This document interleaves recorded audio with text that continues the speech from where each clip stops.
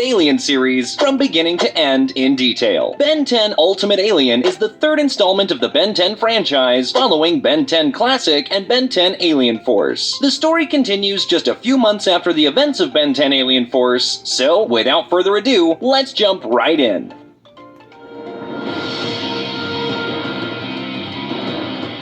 The show starts with a bang when Ben's secret identity as an alien superhero gets exposed to the world. His house gets swarmed by the media, causing a huge commotion. The gang tracks down the culprit who spilled the beans, and guess what? It's a 10-year-old kid named Jimmy Jones. He claims to be Ben's biggest fan and thought it would be cool for everyone to know what Ben does for a living. But little did he know, it just made Ben's life way harder. On top of that, they stumble upon some footage of an unknown alien attacking military guards, so they decide to investigate further. They roll up to the military base in Kevin's new ride, where Colonel Rosum tells them that an alien has been sneaking into the camp and swiping parts from their spaceship in progress. When the alien arrives, the Ultimatrix scans it and adds its DNA to the watch. Ben turns into Chromastone to fight him, but much to their dismay, the alien runs away with the fusion core. Now, here's a question. We learned in Ben 10 Alien Force that Azimuth has already stored the DNA of millions of aliens on Galvan Prime. So, why did the Ultimatrix feel the need to scan this mysterious alien for its DNA? Don't worry though, we will learn this soon enough. Anyways, they track down the alien in an underwater cave and discover that he's been swiping parts to repair his spaceship because he desperately wants to get back home. But here's the catch. In order to launch the ship, he'd have to blow up the entire city of Florida, and, well, our heroes are just not about to let that happen. Ben transforms into Ultimate Spider Monkey and restrains the alien, who reveals himself as Bivalven. He came from the Andromeda Galaxy and, along with 4 others, was captured by a guy named Agregor. They managed to escape from him, but got separated and ended up stranded on Earth. So this right here answers our previous question. You see, Azimuth had initially included DNA from aliens within the Milky Way galaxy in the Ultimatrix. However, since Bivalven hails from the Andromeda Galaxy, the Watch needed to obtain a sample of his alien DNA. Okay, now back to the story. So Ben leaves Bivalven restrained in the cave and calls the plumbers for assistance, but sadly, Agregor arrives first and abducts him once again. Now, remember how Bivalven mentioned 4 other aliens that Agregor abducted? Well, sometime later, one of those aliens named Galapagus arrives on Earth looking for Ben's help. You see, his planet was attacked by Agregor, who wanted to absorb the powers of his kind. Galapagus was abducted into his ship, where he met the other 4 aliens, Bivalven, Pandor, Andreas, and Rad. However, this poses yet another question. So Agregor is an Osmosian like Kevin who can absorb powers at will.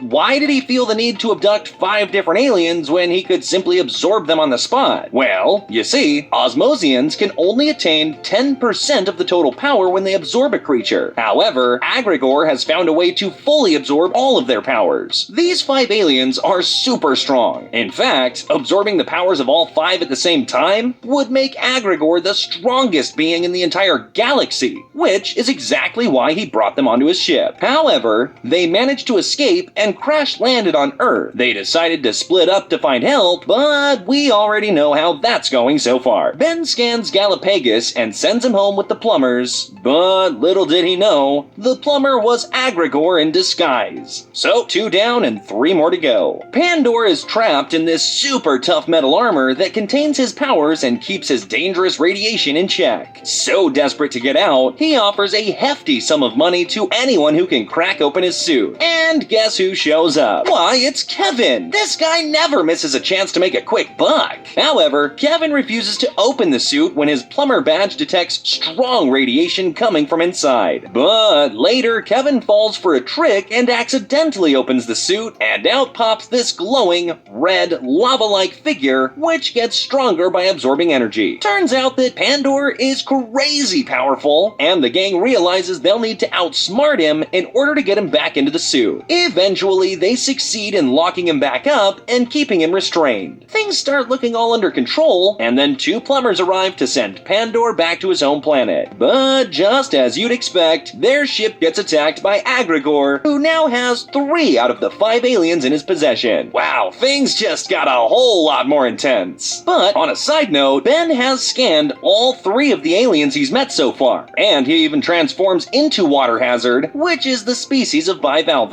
One cool thing about this show that separates it from the other Ben 10 shows is that this time we get to see all the new aliens in action even before Ben can use them. I think this is a much better way to introduce new aliens because, well, before that, Ben would only unlock new aliens by accident. Now, even though that was exciting, Ben now has so many aliens now that it would become overwhelming to use the same concept. So, props to the team for making this change. Alright, now let's get back to the plot. So, the next target is Andreas. You see, Andreas is a powerhouse, but a little weaker on the brains end. This is why he has teamed up with Argit, who wants to rule the Forever Knights. And one thing we know about Argit is that he cannot be trusted. I mean, the guy's a jerk. The gang arrives at the castle and learns that Argit uses Andreas's powers to inflict fear upon the Forever Knights, making them steal smoothies and pizzas from all across the city. His kingdom doesn't last long though, because an honorable knight, Sir Dagonet, arrives and turns all of the knights against Argit. He quickly takes off his robe and says that Ben and his team were forcing him to pretend to be the leader of the Forever Knights. See, what did I tell you? This guy just can't be trusted. Nevertheless, Argit and the rest are all put in prison, and Dagonet reveals that Andreas is going to be executed for his crimes. Ben and the rest ambush his execution ceremony, prompting Dagonet to initiate the self-destruct on his weapon and just dip. Seeing that there's no other option left, Andreas selflessly absorbs the explosion and sacrifices himself to save hundreds of lives. However, sometime later, Agrigor arrives on Earth and finds him still barely alive under all the rubble. He takes him back to his ship, and now he is only one step away from achieving his goal. Alright, so the last alien in the group is Rad, who finds out about his friend's capture and blames Ben for allowing it to happen. But here's the thing, all this time, Ben and the gang had no clue about Agrigor's plans. They believed that all the previous aliens had safely returned to their home planets. But guess what? Each time the Ultimatrix scanned those aliens, it unknowingly emitted a homing signal that Agrigor used to track them down. Rad, using his powers, manages to halt the scanning process and vanishes. And wouldn't you know it, just moments later, Agrigor shows up on the scene in search of Rad. Talk about perfect timing, huh? Agrigor proves to be a formidable opponent, overpowering everyone in the group. Meanwhile, Ben finds himself left with just one alien available on his watch, which just so happens to be Rad. In a very clever move, the team manages to escape using Gwen's teleportation spell. But here's the twist. Rad has imprisoned himself within the Ultimatrix, and by doing so, he successfully conceals his presence from Agrigor, who can no longer track Ben since the watch is offline. Now, although Rad's plan is genius, there is a catch. He desires to take over Ben's body permanently, which is something that they just can't allow. The group acts swiftly and removes Rad from Ben's body, but guess what? Agrigor shows up just moments later and starts handing out some serious beatdowns. It's a tense moment, but Rad comes to a selfless realization. He will never be able to escape Agrigor's clutches. So, in a very heroic act, Rad sacrifices himself, willingly surrendering to Agrigor to save the gang. Now, Agrigor has obtained all 5 aliens, but Ben has scanned them all into his watch as well. The stage is set for an epic showdown the next time these two adversaries cross paths. Meanwhile, remember how Agrigor killed a couple of plumbers to abduct Pandor? Well, the plumbers ambush him to retaliate, but he manages to get away. However, before he can fully take off, one of the plumbers attacks Agrigor's ship, destroying his hyperdrive and preventing Agrigor from leaving Earth. The gang is informed about the situation, so they rush to his hideout only to be lured into into a deadly trap. Luckily, they all survive, but there is no sign of Agregor. Sometime later, Colonel Rosum informs them that Agregor has been planning to use the time machine that they built 50 years ago. Conveniently, Professor Paradox arrives and, well, weirdly enough, he asks Kevin to always remember who his friends are. Oh boy, I hope this doesn't become a major plot twist later. Anyways, the gang breaks into the base, but before they could stop him, Agregor manages to absorb all 5 of the aliens and becomes the strongest being in the entire galaxy. And as you would expect, Agregor is unstoppable now, but his hunger for power does not end here. Azimuth shows up and reveals that Agregor is now heading for the Map of Infinity. Now, what exactly is the Map of Infinity? Well, it's kinda like the key to travel anywhere in space or time at will. So yeah, this item is so important that Paradox himself split it into 4 keys and hid them all over the galaxy. Now, Agregor wants to obtain these keys to become the strongest being in the universe. But how does one become the strongest being by simply obtaining the power to travel through space and time? Well, he plans to use the key to go to the Forge of Creation to obtain unlimited power. The Forge of Creation is the holy grail of power. It's the birthplace of the universe's greatest energy, and it's the place where ideas come to life. This place is hidden away from everyone, except for the Celestial Sapiens, the beings who reside there. It's also the place where Alien X is born, and well,